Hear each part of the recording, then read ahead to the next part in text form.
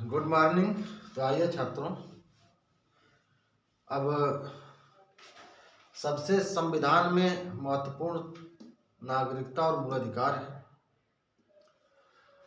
इसके बाद फिर आता है राष्ट्रपति और राज्यपाल, फिर संसद, फिर निर्वाचन आयोग। बहुत दिन का समय नहीं लगेगा इसमें। तो हम लोग मूल अधिकार के बारे में पढ़ रहे थे। जो अधिकार हमको दिया गया है 5 भागों में, उसमें पहला हम लोगों ने पढ़ा समता का अधिकार।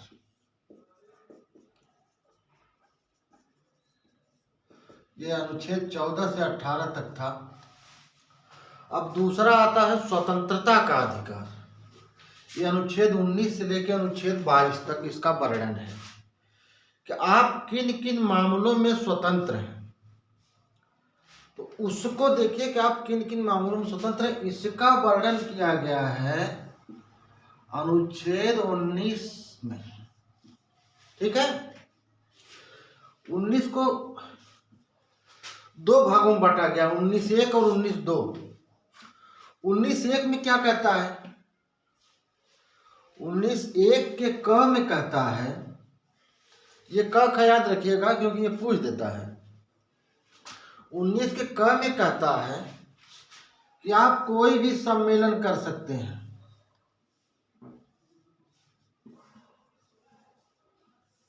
कहीं पे भी आप बैठक कर सकते हैं, सम्मेलन कर सकते हैं, लेकिन बाद में इसमें जोड़ा गया हथियार रहित।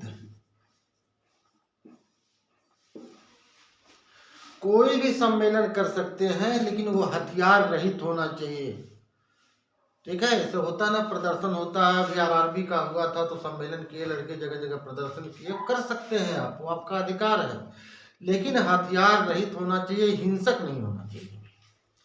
दूसरी चीज क्या कहता है 19 नहीं, ये ख में, अब क में था ये क्या कहते हैं विचार एवं व्यक्ति।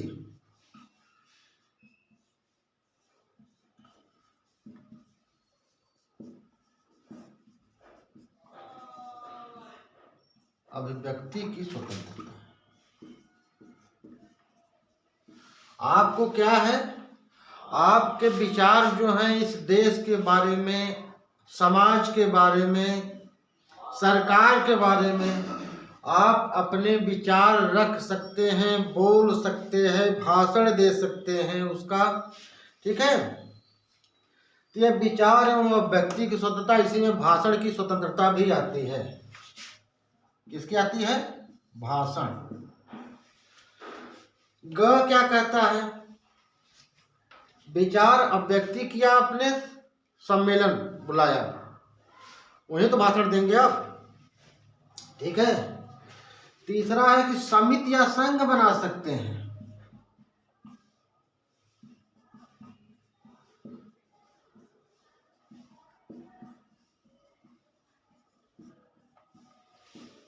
अपनी इच्छा के अनुसार आप समिति या 10 लोगों की समिति होती है, बनाई जाती है, संघ बनाया जाता है, आप बना सकते हैं।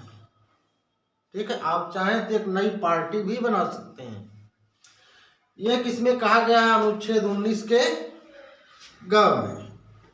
और 19 का घ कहता है अबाध संचरण कर सकते हैं आप इस देश में।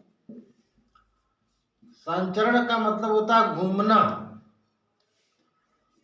अबाध संचरण कर सकते हैं किसमें? जो भारत का राज्य क्षेत्र है। ये नहीं कि अबाध संचरण में चले गए पाकिस्तान। अबाध संचरण भारत के किसी भी राज्य क्षेत्र में कर सकते हैं, बस सकते हैं, निवास करने का अधिकार है, निवास का अधिकार है। आप कहीं भी किसी भी राज्य में जाके बस सकते हैं। इसके बाद 19 था संपत्ति का अधिकार कि आप कहीं भी संपत्ति खरीद सकते हैं, लेकिन इसको 44वें संविधान संशोधन में हटा दिया गया। फिर है 6 में व्यापार कर सकते हैं, आप दुकान खोल सकते हैं, रेहड़ी लगा सकते हैं, व्यापार कर सकते हैं। आजीविका लगा सकते हैं। ये नहीं कि आपने सड़क पे दुकान लगा दिया, ठेला लगा दिया है, जो ठेला लगा के बेचते हैं सब्जी और फलाना ढिमाका, ये उनको अधिकार दिया गया है कि आप अपनी आजीविका कमा सकते हैं। बस ये है कि कुछ प्रतिबंधित क्षेत्र होंगे, उसमें आपको नहीं जाना है। ये आपका अधिकार है, मूल अधिकार है। जो ठेला वाला लगाता है, ठेला सड़क के किनारे बोरा बिछा के लोग सामान बेचते हैं, वो उनका क्या है, आजीविका है, उनका अधिकार है व्यापार करने का। ये इतने हैं। अभी हमने बताया च में था कि आप संपत्ति खरीद सकते हैं। ठीक है, ये संपत्ति खरीदने का अधिकार था। इसको 44वें संविधान संशोधन में हटा दिया गया। अब ध्यान से देखिए, आपको विचार अभिव्यक्ति की स्वतंत्रता है। आप कहीं भी भाषण दे सकते हैं, भाषण देने के लिए सम्मेलन बुला सकते हैं। ठीक है, जैसे क्रमबद्धता इसमें अगर आप चाहें तो क्रमबद्धता ये है कि जैसे मेरे मन में कोई विचार आया, ऐसा नहीं कि मैं उसको कह नहीं सकता, मैं कह सकता हूँ, भाषण दे सकता हूँ, बना सकता हूँ, लेकिन कहाँ भाषण कहाँ दूंगा, कमरे में बैठ के अकेले थोड़े दूंगा। सम्मेलन बुला सकता हूँ, लेकिन वो सम्मेलन हथियार रहित होना चाहिए। लगता है कि ठीक है, हमारा भाषण लोगों को पसंद आया, समिति या संघ बना सकता हूँ किसी भी काम के, किसी भी समस्या के निवारण के लिए, या समाज को मजबूती प्रदान के लिए, या अपने लाभ के लिए मैं समिति बना सकता हूँ, संघ बना सकता हूँ, भारत में कहीं भी आवास संचरण कर सकता हूँ, और भारत में कहीं भी बस सकता हूँ, और व्यापार कर सकता हूँ, आजीविका कमा सकता हूँ। तो भैया आपके अधिकार तो बहुत बड़े बड़े हो गए, लेकिन अनुच्छेद 19 का 2 जो है, ये कहता है कि ये आपके अधिकार जो हैं, ऐसा नहीं है कि एकदम इसकी कोई लिमिट ही नहीं है, इसकी लिमिट है। अब इसकी लिमिट क्या है, लिमिट देख लीजिए। आप लोग चाहें तो इसको एक बार स्क्रीनशॉट ले सकते हैं।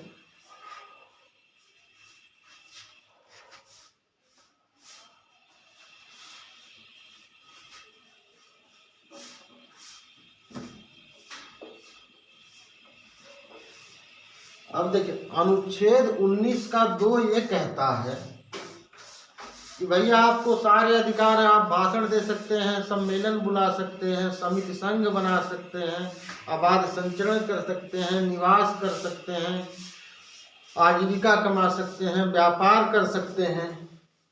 लेकिन 19(2) में प्रतिबंधों की बात की गई है। प्रतिबंध आप पे क्या क्या रहेंगे।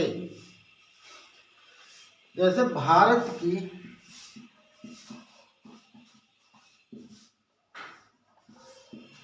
संप्रभुता या सुरक्षा,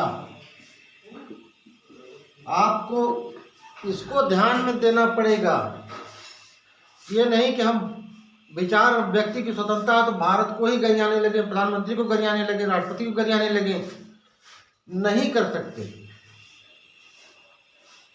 विचार और व्यक्ति की स्वतंत्रता है, कोई हिंदू है मुसलमान को गाली देने लगे, मुसलमान हिंदुओं को गाली देने लगे, वो संप्रभुता की सुरक्षा के लिए खतरा पैदा हो जाएगा। इसलिए आप डंडा घुमाने के लिए स्वतंत्र हैं, आप डंडा घुमा सकते हैं, लेकिन आपके डंडे की लिमिट वहीं तक है जहां तक मेरी नाक शुरू होती है।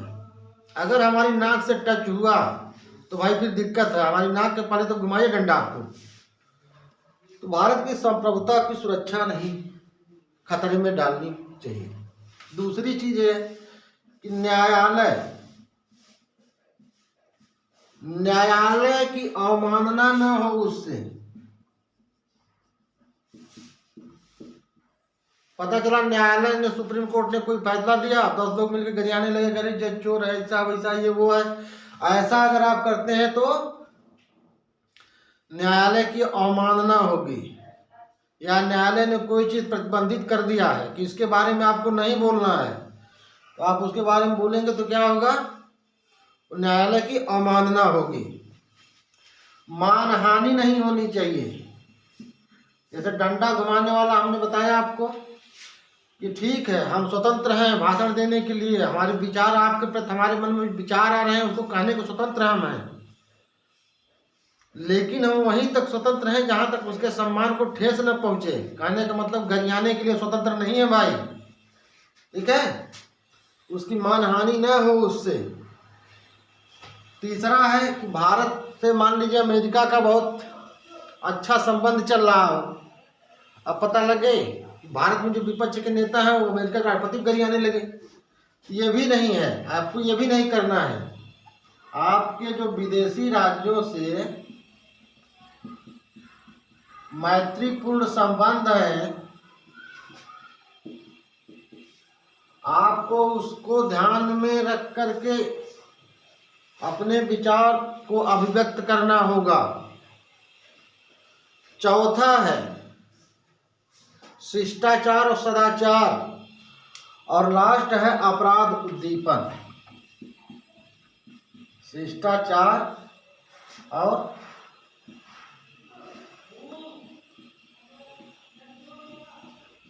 अपराध उद्दीपन। अपराध उद्दीपन का मतलब कुछ ऐसे भड़काऊ भाषण दें कि जिससे अपराध हो जाए वहां पे। जैसे हम आजकल चुनाव चल रहा है, नेताजी पहुंचे और ऐसा भाषण देना शुरू किए, एक वर्ग विशेष, एक जात विशेष, एक धर्म विशेष को गरियाने लगे, तो वहाँ दो वर्गों के बीच संघर्ष या तनातनी होने के चांस पूरे हो जाते हैं। आपके उद्दीपन मतलब होता उकसाना। आपके भाषणों से अपराध नहीं पैदा होना चाहिए, अपराध के लिए लोग उद्दीपित न हो, उकसे न लोग, उकसाइए मत लोगों को। ये इस पे है आपका प्रतिबंध, ये 19(2) में वर्णन है। क्वेश्चन आता है स्वतंत्रता का अधिकार पर प्रतिबंध कहाँ लगाया जाता है, किस अनुच्छेद में? अनुच्छेद 19(2) में। अब अनुच्छेद 19 आपका कंप्लीट हो गया, ठीक है। इसमें क्या था? पहला क्या था? विचार अभिव्यक्ति भाषण की स्वतंत्रता, 19 क में था। दूसरा था ख में हथियार रहित सम्मेलन करिए। तीसरा था सहकारी समिति बनाइए, सम्मेलन करिए, संघ बनाइए, जो कुछ बनाइए। फिर था राज्य क्षेत्र में आवास, संचरण, निवास का अधिकार, वित्त, आजीविका, व्यापार का अधिकार, ठीक। और आ जाइए अनुच्छेद 20। अनुच्छेद 20 ये अपराधों के संबंध में है।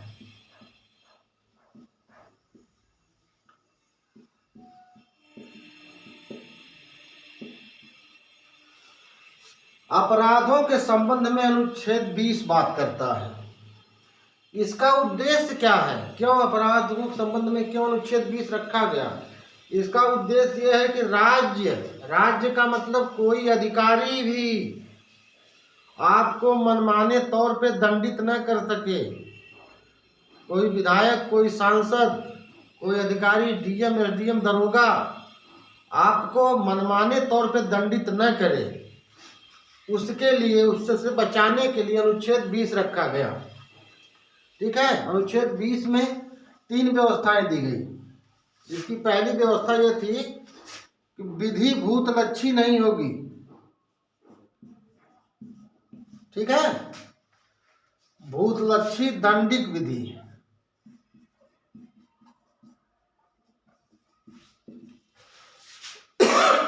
भूतलक्षी दंडिक विधि से संरक्षण। अब इसका बहुत ताजा उदाहरण बता दूं आपको कि जैसे किसी व्यक्ति को तब तक अपराधी नहीं माना जाता है कि जब तक उसने कानून का उल्लंघन न किया हो। अब पता लगा कानून बना ही नहीं है, तो हम उसके लिए अपराधी कैसे हो गए? जैसे 3 तलाक, अभी कुछ दिन पहले इसके लिए कानून बना कि क्या होगा, अपराध होगा, ये मान्य नहीं होगा। अब किसी का तलाक 2012 में हुआ हो और वो कहे कि नहीं हमारे पति ने हमको 3 बार तलाक करके तलाक दे दिया है, तो इनके ऊपर मुकदमा चलाइए, इनको जेल भेजिए। अगला बंदा कह सकता है कि भैया ये कानून तो बाद में बना, हम तो उसके पहले कर दिए थे, तो हम दंड के भागी कैसे होंगे, हम अपराधी कैसे हुए। तो कहने का मतलब कोई भी दंडिक विधान ऐसा नहीं बनाया जाएगा जो भूतलक्षी हो, जिसका भूतकाल में किए गए कार्यों पे प्रभाव पड़े। ठीक है, ये चीज 3 तलाक को लेकर बढ़िया से समझ में आ गई होगी आप लोगों को। दूसरा है दोहरे दंड से।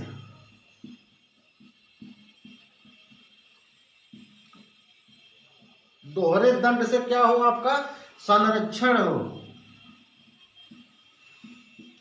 कहने का मतलब एक काम के लिए एक दंड मिले।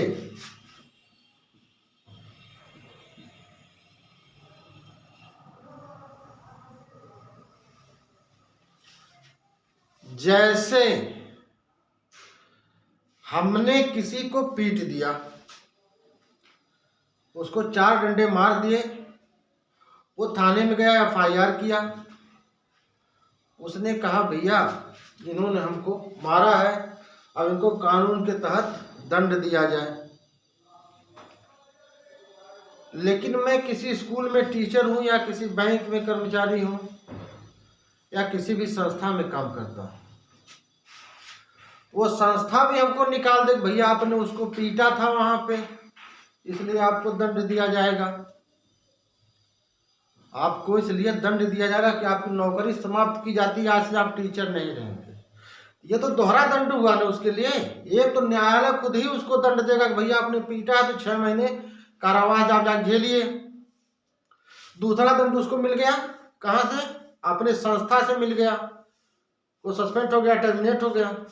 तो कहने का मतलब है कि भारत में दोहरे दंड से संरक्षण है, लेकिन ये केवल न्यायिक संदर्भ में है। न्यायिक संदर्भ का मतलब अब ये बताऊं, जैसे झगड़ा का बात हमने किया, मारपीट की। जैसे मैं मान लीजिए कि पुलिस में हूं, मैं दरोगा हूं, SP से किसी बात को लेकर हमारी ताना हो गई, हमने उन पे जानलेवा हमला कर दिया, फायर कर दिया। SP की जान तो मान लो किसी तरीके से बच भी गई, तो हमको न्यायालय क्या देगा, हमारे ऊपर FIR होगा, हम पकड़े जाएंगे, न्यायालय हमको दंड देगा दफा 307 के तहत कि आपने यहाँ पे हत्या का प्रयास किया है। लेकिन उसके साथ साथ हमने विभागीय भी तो अवमानना की है कि अपने सीनियर अधिकारी के ऊपर हमने किया है, तो विभाग भी हमको दंड दे सकता है, लेकिन वो शारीरिक दंड नहीं होगा, केवल आर्थिक दंड दे सकता है कि आपको नौकरी से निकाला जाता है। ठीक है, इस प्रकार से जो दोहरे दंड से संरक्षण है केवल न्यायिक संदर्भ में है। क्लियर, कोई दिक्कत। विभागीय, ठीक है, या प्रशासनिक दंड दिया जा सकता है उसके अलावा, लेकिन न्यायिक दंड 2 नहीं दिया जा सकता। ठीक। तीसरा ये है, जैसे कहीं चोरी होती है और पुलिस को मान लीजिए चोर नहीं मिला, तो चोर नहीं मिला, ऊपर से प्रेशर अधिकारियों का है, नेताजी का प्रेशर है, चोर को पकड़ो। मान लीजिए कोई करप्ट आदमी वहां पे है, पुलिस, मान लीजिए हम पुलिस को करप्ट कह नहीं सकते, लेकिन मान लीजिए कोई करप्ट हो वहां पे, किसी गलत आदमी को पकड़े और उसको मारे खूब, गरीब आदमी को, कि चल गवाही दे भाई कि तूने चोरी की है,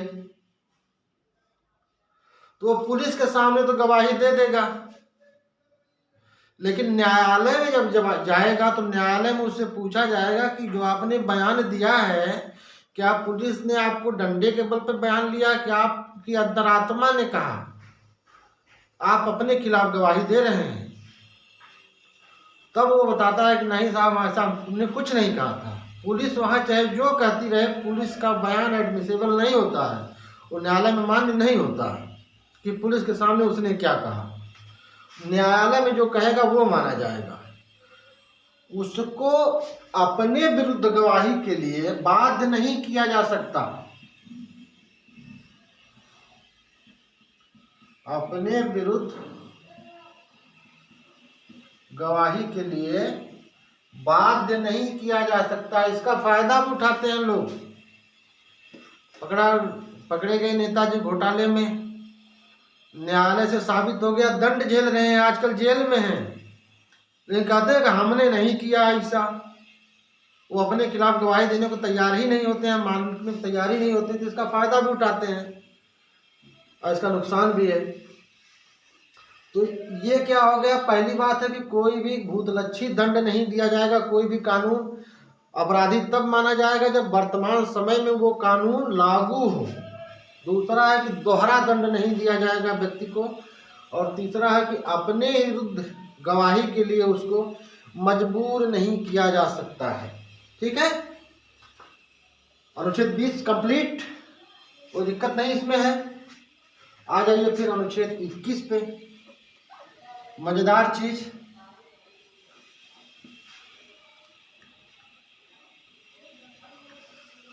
अब आर्टिकल 21 आइए। ये जो स्वतंत्रता का अधिकार है, इसको आप ढंग से पढ़ेंगे तो आपके जीवन में हर जगह ये अप्लाई होगा। और आप जहां अप्लाई हो रहा है उसको उठा के देखिए, समझ में आ जाएगा, इसको रटने की जरूरत ही नहीं पड़ेगी फिर। अब देखिए इसमें अनुच्छेद 21 में क्या है, प्राण और दैहिक स्वतंत्रता। प्राण और दैहिक स्वतंत्रता। दैहिक स्वतंत्रता का मतलब ये नहीं कि हमको पकड़ के बंदी बना के रखे, बांध के रखे। हमारे शरीर को भी स्वतंत्रता चाहिए। इसमें यह कहा है किसी भी व्यक्ति को प्राण एवं दैहिक स्वतंत्रता से स्थापित प्रक्रिया द्वारा ही वंचित किया जा सकता है।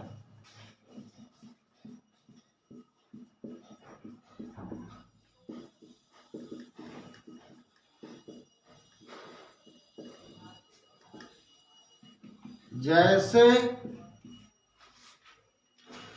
किसी पे आरोप लगा दे पुलिस कि भैया इसने ये गलत काम किया है, इस गलत काम के लिए 10 साल की सजा है, उठा के जेल में ठूस दे उनको, अब बेचारे 10 साल काटे नहीं।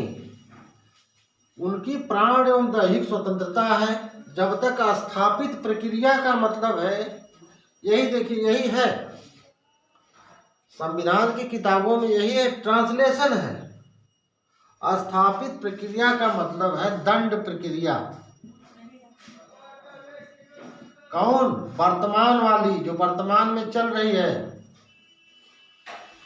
दंड प्रक्रिया के तहत अगर इन्होंने अपराध किया है तब तो इनको वंचित किया जाएगा प्राण और दैहिक स्वतंत्रता से। पता लगा 18 लोगों का मर्डर कर दिए तो उनके प्राण की स्वतंत्रता गारंटी कैसे लेगा?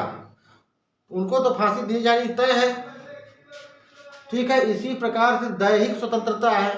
आपने मर्डर कर दिया है, कोई मर्डर किया हो, चोरी कर ली है, गबन कर लिया है, तो आपकी दैहिक स्वतंत्रता खत्म हो जाती है वहां पे, क्योंकि आपने अब स्थापित प्रक्रिया जो है, जो दंड संहिता है, आपने उसका उल्लंघन किया है।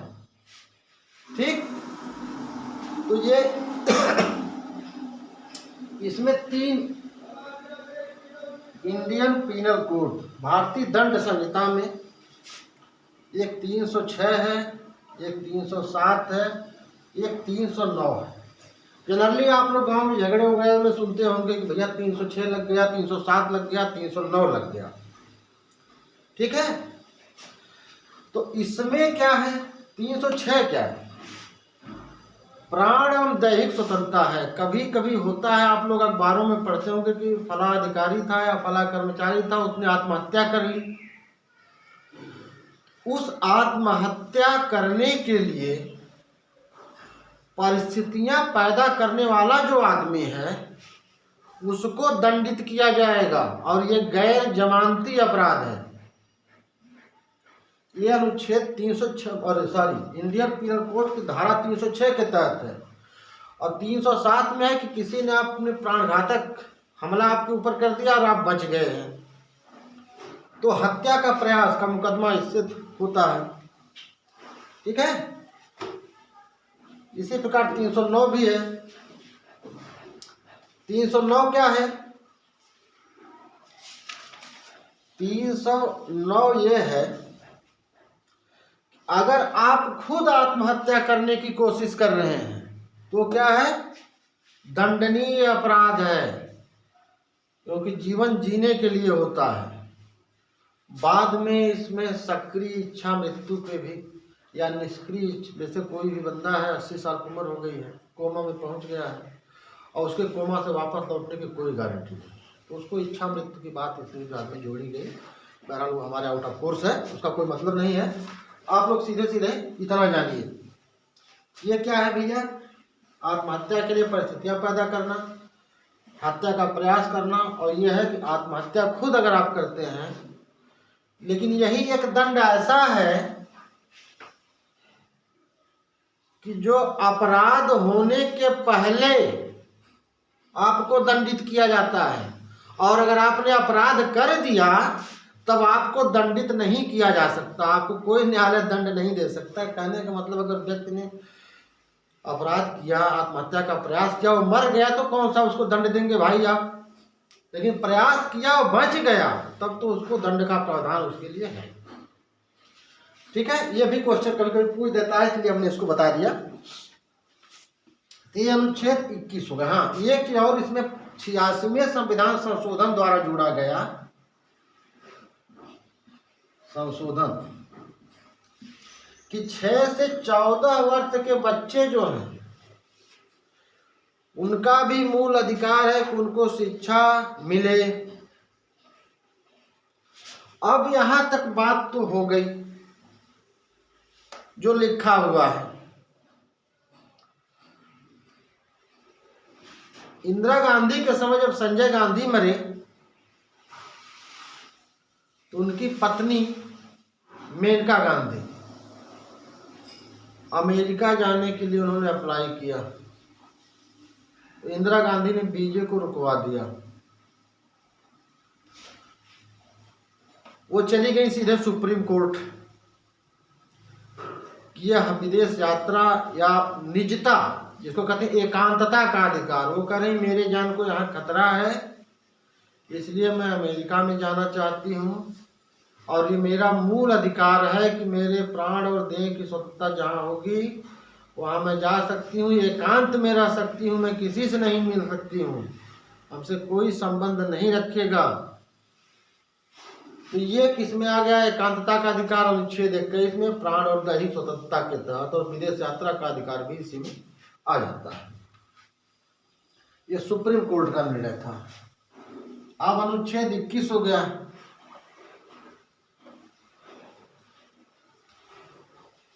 ये तो सब अपराध करने के बाद की बात थी। ठीक है, अब अनुच्छेद 22 में आप आइए। ये काम की चीज है, मजेदार।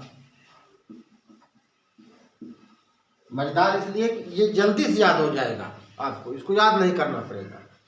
इसमें कहा गया है कि कुछ दशाओं में, इसमें सब में नहीं, कुछ दशाओं में गिरफ्तारी के संबंध में, इसमें गिरफ्तारी के संबंध में संरक्षण। अब ये गांव देहात शहर हर जगह आप इसको देखते होंगे, हर तीसरे चौथे घर में। पहली बात यह है कि जैसे अगर मान लीजिए हम विरोधी हैं किसी भी पार्टी के और वो पार्टी सत्ता में है, तो वो गिरफ्तार करा ले हमको, पुलिस से कह दे गिरफ्तार करके रखो इसको 6 महीने जेल में, थाने में रखो बिठा के 6 महीने। मान लीजिए यह पार्टी हमारी सपोर्टिव है, तो मेरा जो एंटी है, मैं नेताजी से जुगाड़ लगा कर दूँ कि इसको भैया थाने में बैठवाओ, जेल में, इसको थाने में 3 दिन बैठा दो, 4 दिन, हालत खराब हो जाएगी इसकी। तो कुछ दशाओं में गिरफ्तारी के संबंध में यहाँ संरक्षण दिया गया है। इसमें कहा गया है कि व्यक्ति के मूल अधिकार कुछ हैं। पहला अधिकार उसका ये है कि गिरफ्तारी का कारण उसके क्या है, उसको गिरफ्तारी का कारण जानने का पूरा अधिकार है। आपको पुलिस आ रही है, पकड़ रही है, आप वहाँ बताएंगे, कहेंगे उससे भैया हमको गिरफ्तार क्यों किया जा रहा, आपको हमको बताना पड़ेगा। दूसरा ये है, मनचाहा वकील रख सकते हैं आप, ठीक है। और तीसरा ये है, 24 घंटे के अंदर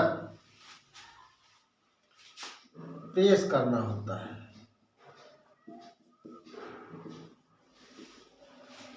इसको बता रहा हूं, देखिए पुलिस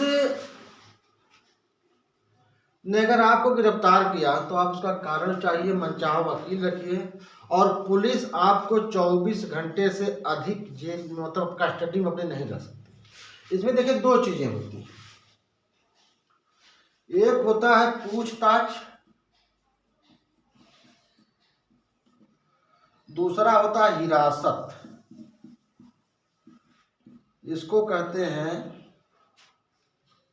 इंट्रोगेशन,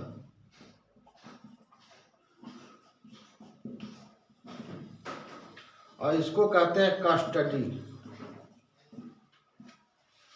इंट्रोगेशन में आपको बुलाती है और पूछताछ करती है। अब पूछताछ क्या करती है, उल्टा सीधा सवाल करती है, दो चार ठो गाली देती है, फिर लगा कि नहीं अपराध किया तो बैठा लेती है, वही नहीं लगा अपराध किया गाली दे भगा देती है। दूसरा कस्टडी, थोड़ा सा ये इससे टफ हो जाता है। अगर पुलिस को ये लगता है कि ये बंदा अगर बाहर रहा तो लॉ एंड ऑर्डर को खतरा होगा, तो क्या करती है, वो हिरासत में रख लेती है और रख के 1 दिन 2 दिन बाद छोड़ देती है। 24 घंटे के अंदर कोर्ट में पेश करना होता है, लेकिन पुलिस के पास भी तमाम हथकंडे होते हैं। पहला हथकंडा तो ये होता है, वो कह देगी भैया गाड़ियाँ खराब हमारी थी, ठीक है, इसमें यात्रा का समय नहीं जुड़ा, तो कहीं गाड़ियाँ खराब थी, गाड़ी हायर करने में समय लग गया। दूसरी बात कर देगी कि यार 40 लोग हमारे थाने में, सबकी जगह जगह ड्यूटी थी, हमको एसपी साहब बुला लिए, वहाँ चले गए, वो कारण बता देगा, इसलिए इनको हम कस्टडी में रख लिए, कोई दिक्कत नहीं है। तीसरा है कि आपको शुक्रवार को उठा लेती है और दिखाती है कि हम शनिवार को उठाए, वहाँ दर्ज करेंगे रजिस्टर में तब माना जाएगा, वहाँ दर्ज ही नहीं करेंगे अपने जीडी में वो, और शनिवार को आपको दिखा देंगे, शनिवार को पकड़े, शुक्र शनि रवि 3 दिन आपको रखे, 3 दिन में खुद ही ठंडा हो जाएंगे, चौथे दिन छोड़ दे आपको, वो कस्टडी हो गई आपकी। लेकिन सामान्य तौर पे अगर उन्होंने एंट्री की है अपने रजिस्टर में, तो उनको 24 घंटे के अंदर सक्षम न्यायालय के सामने पेश करना पड़ता है। लेकिन इसके साथ साथ कुछ निर्बंधन भी हैं। पता लगा कि आप रॉकेट लॉन्चर लेके पकड़े गए, तो कहां से आया, किस आतंकवादी संगठन से आपका संबंध है, तो 24 घंटे के अंदर वो पेश नहीं कर सकते हैं। वो 2 महीना रखेंगे, 1 महीना रखेंगे, बढ़िया से पूछेंगे और फिर आपसे बुलवाएंगे कहां कहां से क्या क्या हुआ बताइए, और पूछ काछ के फिर पहले 3 महीने था, अब यह है कि 60 दिन, 60 दिन पे वो फिर न्यायालय में पेश करेंगे। ये देखिए आतंकवादी हमने इसको पकड़ा है, इसको कहते हैं निवारक निरोध। निवारक निरोध का मतलब ये है कि कोई ऐसा कानून, जैसे टाटा मीसा तमाम है, NSA, जैसे राष्ट्रीय सुरक्षा को खतरा हो, आपके कोई ऐसा काम करते हुए पकड़े जाए जिससे राष्ट्रीय सुरक्षा को खतरा हो, तो आपको 60 दिन तक पुलिस हिरासत में रख सकती है। और आप सामान्य तौर पर नहीं कुछ किए हैं तो आपको पुलिस को 24 घंटे के अंदर सामान्य केस में आपको उसको जज के सामने करना पड़ता है। और ये लोग जब पकड़े जाते हैं ना, बड़ा मजा आता है। पुलिस भी जानती है कि ना, तो इसमें जैसा आप कुछ कहेंगे ना तो देख रहे हैं जैसा, बस इनको भी ले जाती है, धीरे से इनकाउंटर कर देती है। इनकाउंटर करती कैसे है, इनकाउंटर करती ऐसे है जैसे कहीं रोक देगी, रास्ता दोनों तरफ से रोक दिया जाता है, कोई आएगा नहीं इधर, अपराधी को कह देंगे कि भैया भागो यहाँ से, उसके हाथ में पकड़ा देंगे कोई पिस्टल पिस्टल जो भी उनके पास होगा, वो भागने लगता है तो गोली मार देते हैं सर, गोली मार देते तो मर जाता है। उसको खड़ा करके गोली क्यों नहीं मारते हैं? उसको ऐसे भी तो मार सकते हैं कि खड़ा है बस गोली मार दिए। लेकिन जब पोस्टमार्टम रिपोर्ट होती है तो जैसे आदमी जब खड़ा रहता है तो गोली सीधे निकल जाती है, और आदमी जब दौड़ता है ऐसे ऐसे भागता है तो गोली जब घुसती शरीर के अंदर तो गोली भी राउंड कर जाती है। तो लगता है उसमें कहता है कि हाँ दौड़ते हुए भागते हुए आदमी को गोली मारा गया, जैसे विकास दुबे मारे गए। आदमी भाग रहा था और ये देखिए पोस्टमार्टम रिपोर्ट में ये है, और ऐसे खड़े खड़े मार देंगे तो खुद फंस जाएंगे। तो पुलिस के पास भी तमाम हथकंडे होते हैं। कहने का मतलब ये है कि अगर ऐसी स्थिति कभी आती भी है आपके सामने, जैसे आप इलाहाबाद पढ़ रहे हो, आप दिल्ली पढ़ रहे हो, तैयारी के लिए गए हो, गांव में पट्टीदार से झगड़ा हुआ, उसने कहा कि अच्छा बेटा चलो पढ़ने, हम 307 में फंसा देंगे तुमको। अब क्या करेंगे? बड़ी दिक्कत है, आपको लड़ना है, साबित करने में ही आपको लग जाएगा कि मैं दिल्ली में था 30 साल।